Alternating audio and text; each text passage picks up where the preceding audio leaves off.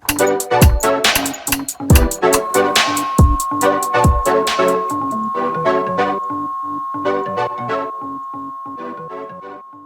everyone, it's Emily McCullough, Chief Clinical Officer at Motivity. Welcome to the Motivators Podcast. We have Christy Ivanko and Rob Gorski here with us today.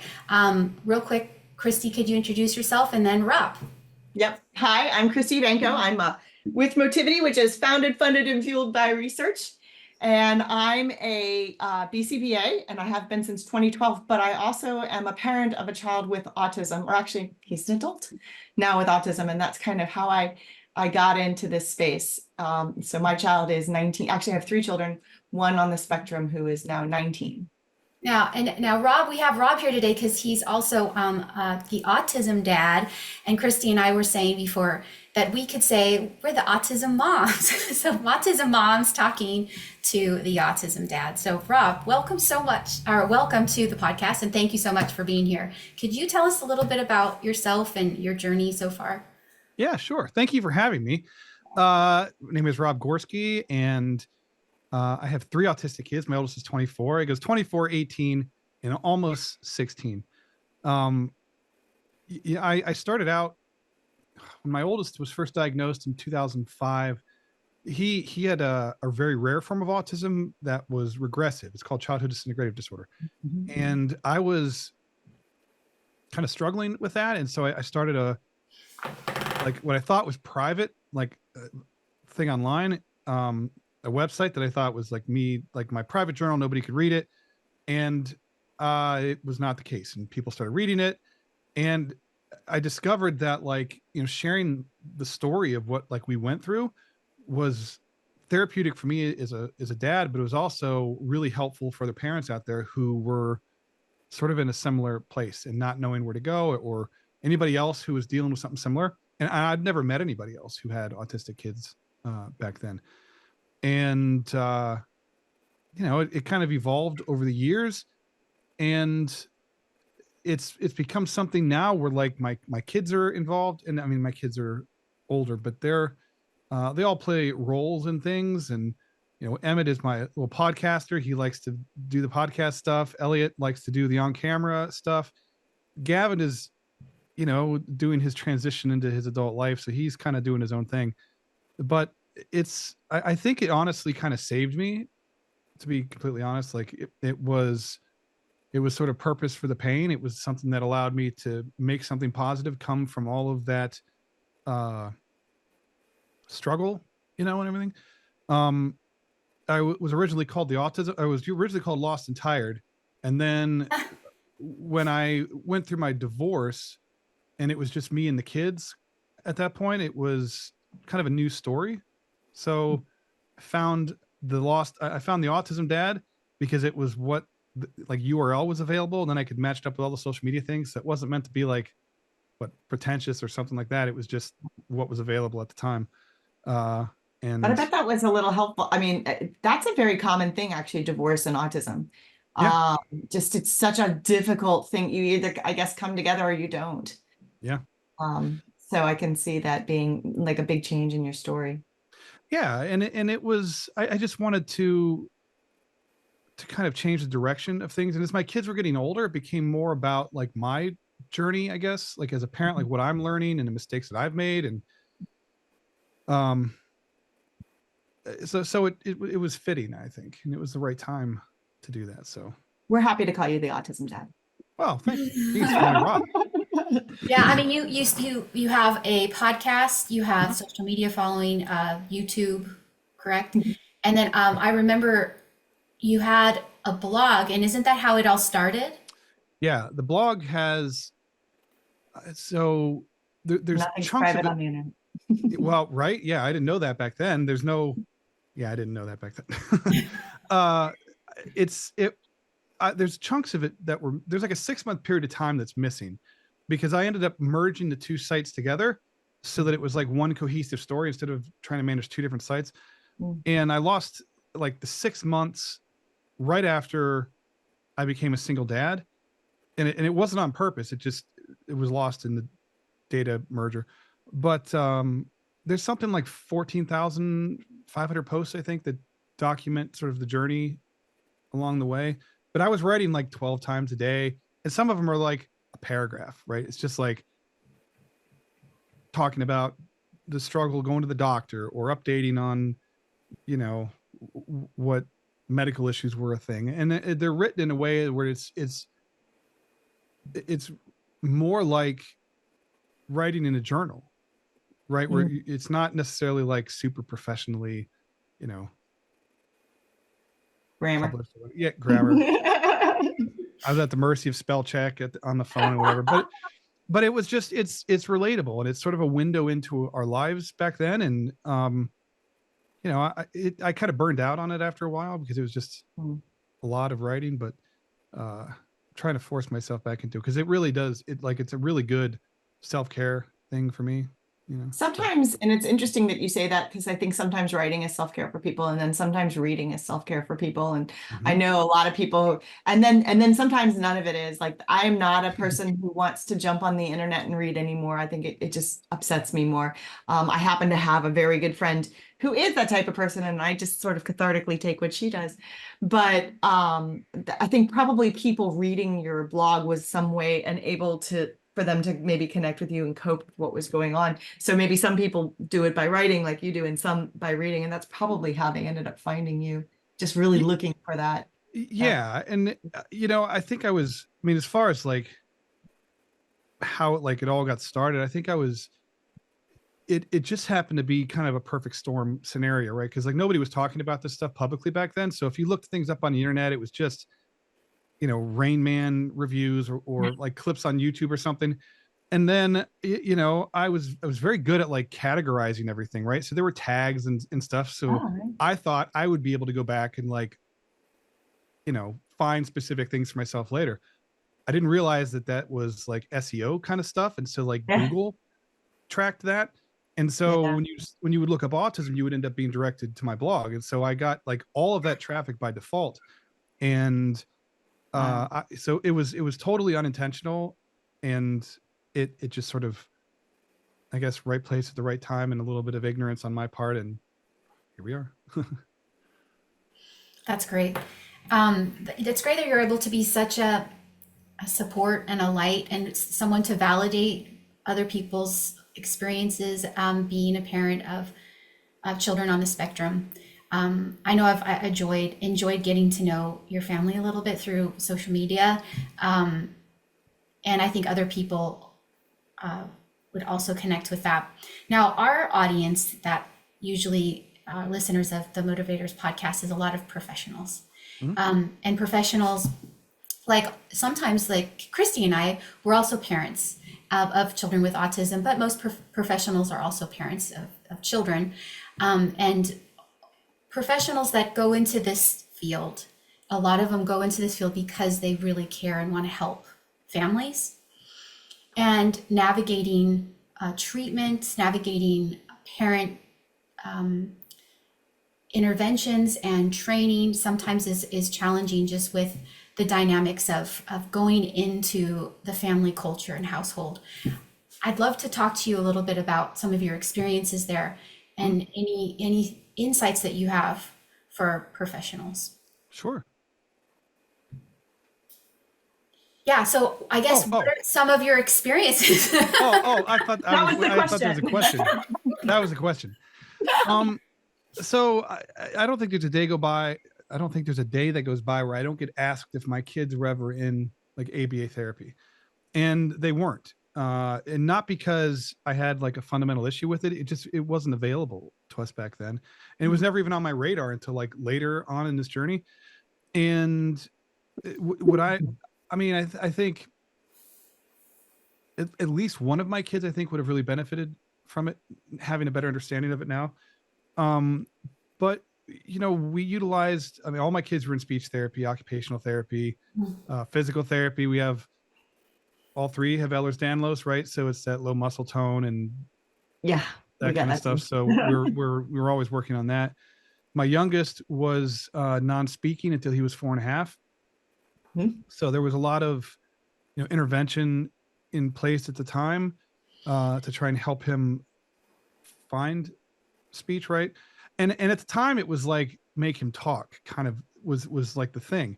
Yeah. And I've learned, I mean, there's a million ways to communicate besides speech is just one of them, right? So, we taught him sign language, and we didn't have like an AAC device. There was like rudimentary apps back then, like for like Windows mobile phones or whatever, where we could kind of make like audio cue, or like audio cues for him, so he could touch something or whatever. But sign language is what he really grasped, and he just absorbed it. Until like 4.5-ish, he just started talking. And I mean, I don't know if there was any one thing in particular that like helped him to get there, but I think it was just a developmental thing for him. There was just a delay, and those neurological connections weren't like firing, and one day they just did. I will say that one of the things that we did avoid was bringing therapy into the house, just because with my 3 kids and everybody being in different places, it was very destabilizing, I think, in a lot of cases. And house was always a mess, and so like there's like that sort of shame, I guess, in a way, that like you can't keep Yeah, we up don't with care stuff. about that sort of thing. Well, It's okay. right. House is a mess. I totally get that. I would say the same thing to people now, but like in that moment you fear like being Judgment. judged or whatever. So we just never. Yeah, I'm on the same page with you. I would have a hard time with that too. Yeah, so we just never. There was occasion where like intervention specialists would like we'd be working through like certain local organizations, and they would have like a case manager come out or something like that to talk, and that was always really stressful for everybody. And so we never really did anything like intensive in person, like in our home. But we've had all of our kids in like cognitive behavioral therapy.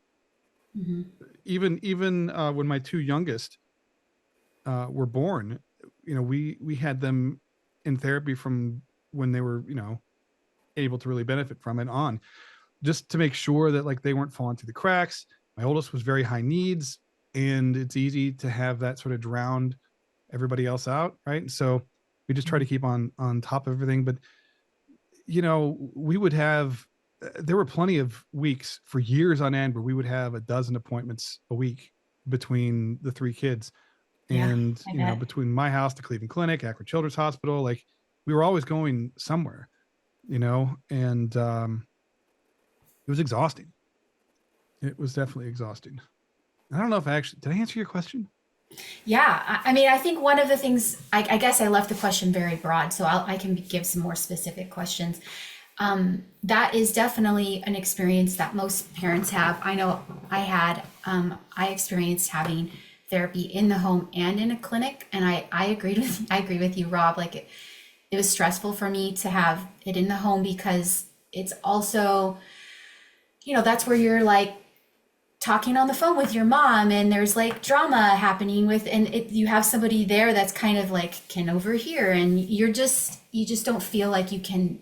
It's your safe space. Yeah, it's your safe space, and you're bringing somebody into that safe space.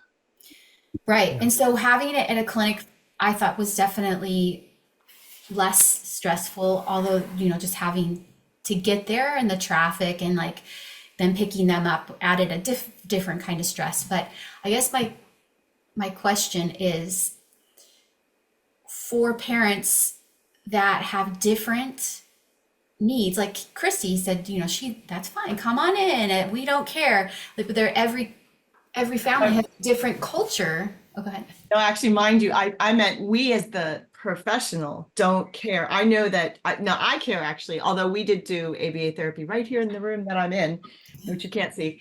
But I would also worry about, oh, my house isn't clean enough. Me as a professional, when I go into a house, I am not paying attention to that unless it's like impeding the learning. But I just think it's funny that you have that, oh, they're judging me. But then I feel like if I go to a house, I don't feel like I'm actually judging anybody for what it looks like. Sometimes I'm like, Oh, good. It looks like my house. Nobody ever made me feel like they were judging. It was like this Yeah. internal thing, right? Oh, yeah. Where you're just It trying is. to, and you mentioned something else. I just wanted to add real fast. Yeah. My kids were very easily sort of destabilized, right? And then it become like a domino effect, like this chain reaction, right? Where one would get set off, then the other would be triggered by what he's doing, then the other one would be triggered by his reaction to the other one being triggered. And I remember their therapists were like, you know what, like we're just going to keep home a safe space, because they would associate negative things with wherever they were at when it happened, right? So like the dentist office is still, my 18-year-old still will not go to, like, hates the dentist because he had to get a cavity filled when he was little, and so he associates pain with going to the dentist even after all these years. And so we kept it like neutral ground, if that makes sense. And so we would always go to them instead of having people come to us. Yeah. Yeah, and I mean, there's a lot of talk in the professional world, especially in ABA, like where is the best place to have therapy? And there's like a kind of a big question, like should it be clinic based, should it be home based? And Or there's telehealth. telehealth, and I think that navigating that to me seems like it's very individualized, right? But my question for you is, when you are working with all the different professionals and the different therapies and juggling the schedules, but when you have professionals that need you to carry over what's being learned into the home, what advice can you give professionals to really help support you with that? I think one of the biggest frustrations for me, and I see it with a lot of parents, is sometimes, like, I think everybody is well intentioned, but unless you're at home raising a child on the spectrum and you're kind of like in those trenches, there's a huge difference between working with kids that are autistic and raising a kid that's autistic, right? Yeah. And so a lot of times I remember, just even with speech and OT and stuff, they would give us homework. And I'm like, there is like just zero chance this is going to happen. But then if you don't do it, then you feel like you're non-compliant or whatever. And it's like, just like when my kids were in grade school or in school, they went to a school that was geared for autistic kids, and they would send home homework all the time. And I'm like, how is this? Where is the disconnect here? Because like, there's just there's no way to make that happen, right? I mean, we ended up having IEPs where we were like, there's no homework.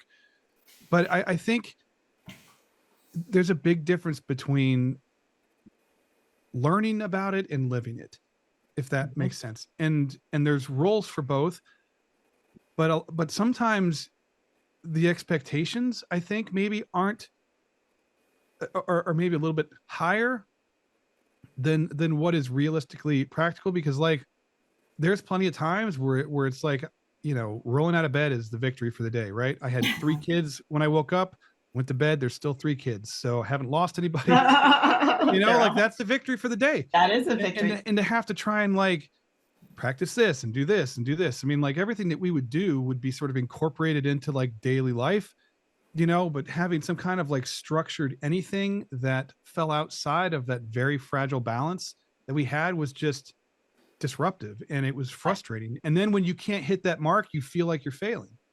And amen. Yeah, I think that's so dead on, because I actually felt myself being a lot more lenient on that than some of my peers, because I knew that I would never be able to do that with my own child. Yeah. And not to sort of plug Motivity terribly, but I'm going to bring Motivity into this a little bit. I did notice we have a program sometimes where, or maybe on the launch, that you can text somebody and just ask them a quick question. Did this behavior happen at this time? That was so much easier than like, here's a chart that you put on your refrigerator, and remember when there's a tantrum to fill out this form. And like, that's not happening. That's not happening at all. It's still and then so that's just garbage. You're getting garbage data. And I'm not sure that people who don't live with that realize that it's whatever is going on that chart is garbage. So having but a text message, super but a text message like, what's happening right now? I can tell you, okay, I'm done now. I can go do what I do. Yeah, well, there's like now there's like apps that will sync. Like you can have everybody connected in your little care team, and you can go back and forth and report things that are happening in real time so that you don't have to remember it. Right. And Yeah, then you're your so right recall's about in the a homework. moment. But if it's not easy to, like, don't even give me paperwork to like, Mm-mm. because my ADHD brain is going to be like, it's not happening. I'll see it Yeah. and I'll see like there's 10 paragraphs that I have to write. I'm like, I'm done. Like, it's not going to happen. Mhm. Right. And, And then it's worse if like you don't say that. Like if the parent, if you sounds like you would say that, and that's great. If a parent's like, yes, I'll do it, and then they don't do it, and I think they are doing it, garbage. So the yeah, data are wrong, and then we're making decisions on something that's completely wrong. it just has to be realistic. And I think maybe sometimes parents are afraid to speak up, Mm. not because they should be, but just because it can be intimidating when you're working with a professional who's trying to tell you something about your kid. And you're Mhm. like, well, like, I know my kid. I think this is a terrible idea. uh, Yeah. and I think sometimes there's just that lack of communication. Mhm. Um, I've interviewed BCBAs on my podcast before, and Mhm. I think one of the best advice that I heard from them was, if you have a therapist, regardless of whether it's a BCBA or a speech therapist or whatever, and you have concerns about something that's happening or a goal that's set, and you speak up and you're not heard, or they're not taking you seriously, that's a red flag, right? Yeah. Like, then you take your kid out, you go somewhere else if you can't resolve that. So I just think that parents need to feel heard, and it's important to understand that there is a difference between um like going to school and learning about something and like living it every day, if that makes sense. Like, they both Yes. serve a very important role. So I'm not like, I Mhm. don't mean this in like a disrespectful way, because like the professionals we have in our life are probably one of the only reasons that we're still here, you know? Yeah. Um, but there is a big difference. This is ideally what I'd like you to do, but I also know that that's probably not going to happen. So let's Yeah. maybe do this. Or what do you think? This is what I want to accomplish. How can we best do that? Mhm. Knowing what your limitations are and your bandwidth and resources or whatever. And then you come up with a way and you work together. And then I Yeah. think you get more buy-in from the Yeah. parents, because they feel like they're not, sometimes we're just trying to survive the day, Mhm. right? And sometimes Yeah. it's like we're living in 5-minute chunks, and trying to take on more or adding more to your plate that's already overflowing is just, you just shut down, and like, you're talking, I'm not even hearing what you're saying. Right. I'll take the Mhm. paper because my body knows to take whatever you're handing me, and then I'm going to lose it before we even get home. So it's like there's just that kind of disconnect, I think. Yeah. Sometimes, not all the time, but sometimes. Sometimes I think what I love about what you're saying is we need to give parents credit, almost like a credential for being the expert on that human, Mhm. right? Mhm. Like speech therapists are experts on how that person might be able to better communicate. Behavior analysts will be the expert on how that individual might be able to cope with their environment and be able to be independent. And then, OT, nutritionists, medical doctors, they have expertise. They have letters behind their name that give them expertise for that domain of their life.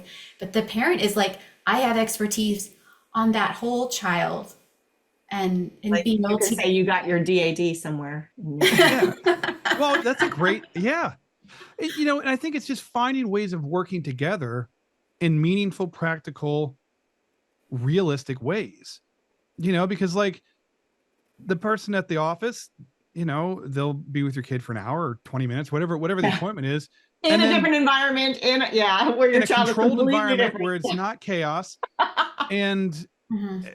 and then you try and implement something like that at home, and it's just like, I mean, like, I don't know what to do. Like, And you're a there, different SC than they yeah, are. I just remember never getting to the speech homework. I remember never practicing the exercises because the kids were always resistant. And I was like, I have like this much energy right now. So I'll like good faith effort, like, let's do this. And if they put up a fuss, it's like, okay, you win. Like, I just don't have to do it, and, I think coming up with everyday ways of helping to incorporate things into daily life, that's helpful. Absolutely. Yeah. That's great. I have another question. And when we kind of talked about, I think before the podcast starts, was just about the different life changes that you experience as a parent. And so your needs as a parent, if you're treating as a provider people with early intervention, you have specific needs. But as that child grows, and I think sometimes I even get that thought about school. Maybe the elementary school only sees kids until they're in 5th grade and doesn't realize that. I'm sure they realize that they become an adults, but sometimes people get in that mentality of the kid stops here because that's as long as I see them. So there are these big jumps that you have to navigate when kids turn different ages. The biggest one, of course, being 18 when they leave school and they leave all of that. So what's a good way for providers perhaps to give resources to help get to the different stages, do you think? That's a really good question. I just did this thing the other day, and it sounds really stupid, but there's obviously a disconnect somewhere. And it's like kids with autism grow up to be adults with autism. Like it doesn't go away. There's not some like magical fairy that comes down and sprinkles dust and makes them not need resources and services after 18. Yeah, we tried to tell the insurance companies that they weren't buying it. Well, right. I mean, it's just like, no, autism stops at 7. Yeah. Yeah, it just doesn't. or they arbitrarily decide what your kid's potential is. Right. You know, so right. like, well, they're not going to worst. achieve any more than this. They've hit the And max that's of it. what they're going to do, and we're going to cut off funding. And that's I've had lots of battles with that. But oh my gosh. you know, I think education is really important. And you know, one of the common things that I hear from parents is, especially during that like that transition into adulthood, like high school age kind of thing, is there's nobody telling parents about like the board of DD or waiver programs or how to qualify for Social Security or any of those things that they it's like, here's the diagnosis, goodbye. Yeah, none of that is always. Yeah, you get this diagnosis, which, you know, which freaks parents out, right? Their whole world implodes in that moment, and they get this report about what their kid is capable of and not capable of, and it's not explained to them that this is a snapshot in time. This is like a baseline so that we can measure progress going forward. And we only identify a label so that we can match it with services and supports to help your kid. The only reason you need that label. Yeah, but they don't hear that. And so parents walk out of there with a piece of paper, you know, with phone numbers for like OT and PT, and that's it. And so they feel like this is where their kid is going to be for the rest of their lives. Their whole world is turned upside down. There's no one there to emotionally like support them in that moment. And then if they grieve, they feel guilty because people judge them. I mean, there's all this stuff that is just like that we don't set parents off on this path on the right foot.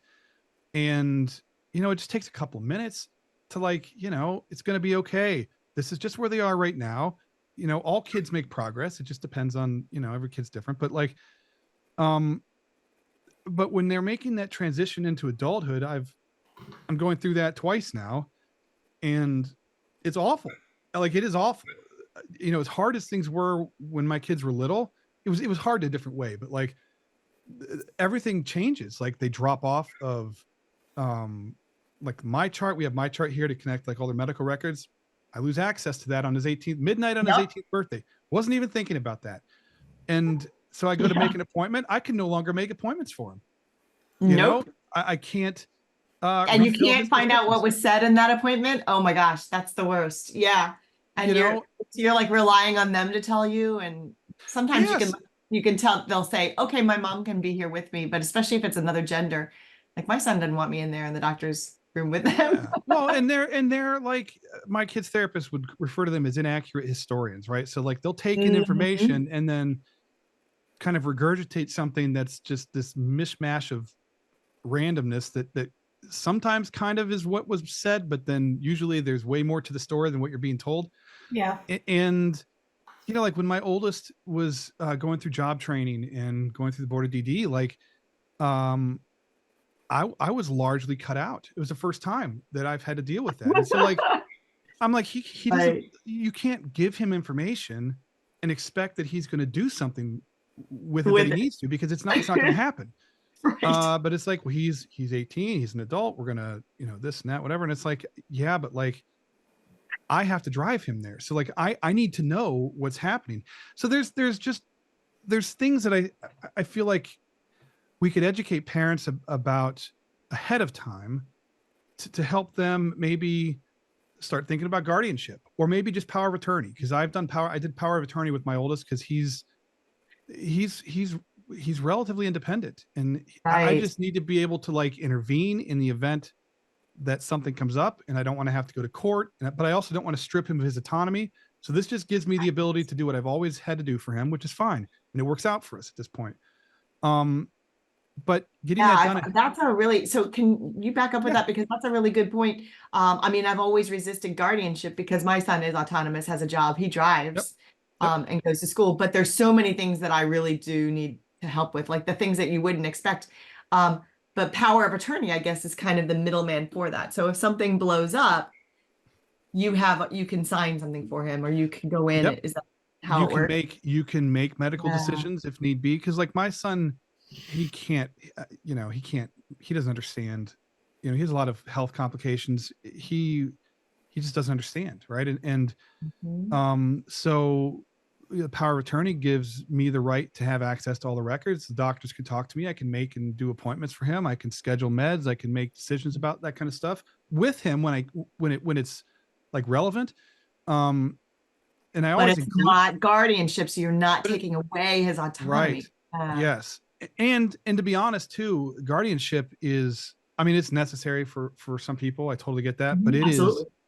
I, that is the last thing in the world I would want to take on, only because like it doesn't really change anything that you've already been doing, except now you have all of these other people monitoring everything that you do, and every penny that is spent has to be accounted for, every decision has to be scrutinized. Like it's all the stuff, and I get why they do it. I totally get it, but it just adds this layer of complexity that's just one step too far. and Mm. and then it's like having to have your kid declared incompetent in front of them, like in open court. Like Yeah, that's just of course. I he would understand that, and wouldn't, he didn't like going to the board of DD and having to go over the things that he needs help with. It made him feel bad, and that sucks. But you have to identify the need in order for them to help you. Um, and it doesn't take away from his accomplishments or all the things that he's overcome. But he didn't see it that way at first, and so I think if parents can prepare ahead of time, Mm. look into the board of DD, get on a waiver program before they turn 18, look into Social Security when they're kids. They can be on Social Security. I mean, right away. My kids were on Social Security from, I think Gavin got on when he was probably 6 or 7, and Mm. it carries with him, and that makes sure that he has insurance coverage. It gives, it helps to pay for all the things that are out of pocket. But people don't know about that. And then I would say too that preparing our kids for adulthood is something that should start from the day they're born, right? Like we need to assume that when our kids are born, they're going to grow up to be adults, Mm. and we should not rob them of their childhood or try to accelerate that at all, but recognize that they are going to be adults, and they're going to be adults without you someday. And so hold them accountable, make them understand that there are consequences for things that we say, think, and do or don't do, and just because they're autistic or they have a disability doesn't mean that they shouldn't be held accountable, because that's how we learn, right? And if we want our kids to be treated just like everybody else, like making excuses simply because they have a diagnosis is a disservice. And I did a lot of that when they were little. I raised their diagnosis and not them as kids. Mm. And so now I have older kids that I'm having to teach some of these things to now, when they're stubborn, petulant teenagers and they don't want to listen to anything I have to say. It sucks, but I did it to myself. you Do know. they throw it back at you? Do they go, but I'm Um, autistic? well, they've tried that. Have they? They have, and I'm like, don't you even go there, because like I know what you're capable of. You autistic kids are still kids, and they do stupid things because kids do stupid things. It's the stupid things. Yeah. Yeah, sometimes it's not within their control. Stemming is not within their control. The impulsivity, the sensory stuff. I mean, all you don't punish a fish for not being able to swim, but like, or you don't, how did she say it? My therapist would say, my kid's therapist would say, you don't punish a blind man for not being able to see. But if he got into a car and started to drive and ran over people, he's accountable for that. Right. You're making decisions that impact other people. There's, consequences for that. And I shielded them from that growing up. And I wish that I hadn't. So I, That's excellent advice. raise your kids to be adults from the day they're born, and just every day take advantage of the opportunities to teach them lessons and let them learn and let them fall and learn to pick themselves back up.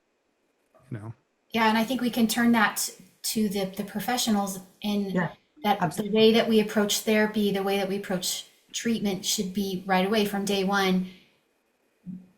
The goal should be to get, to help them successfully transition to adulthood. Yeah.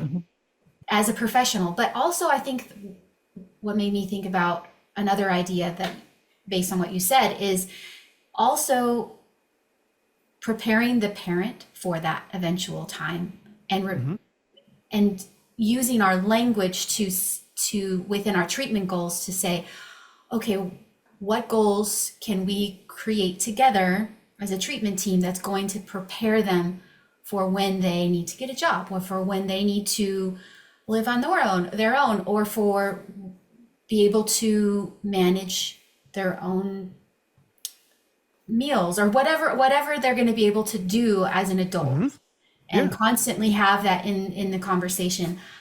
I think sometimes, like Christy was saying, that professionals kind of get blinders. They're like, oh, I have this kid until 5th grade, or oh, I have this kid until he's 18, so what should I do now? And we really need to take those blinders off, and what's going to happen after, and not just for that individual, but for the family, the whole family unit. Yeah. And It's I like, think that I'm sorry, go ahead. I was just going to say, I think that's part of having like the MOM or the DAD, is that I am thinking about my child. I mean, I from day one have thought about my child being an adult, whereas the professionals, I think, had a harder time. I think that's something that when you were talking about being unique to the parent, you're like, you know what? One day I want this person to not live with me. And not because I don't love them, but because I want them to have their own life. And that's what I would want, And because, well, yeah. And you can want them to not live with you because you don't want them to live with you for the rest of their lives. You know And what I mean? that's okay Like too. that's okay too. We should make that should be a thing.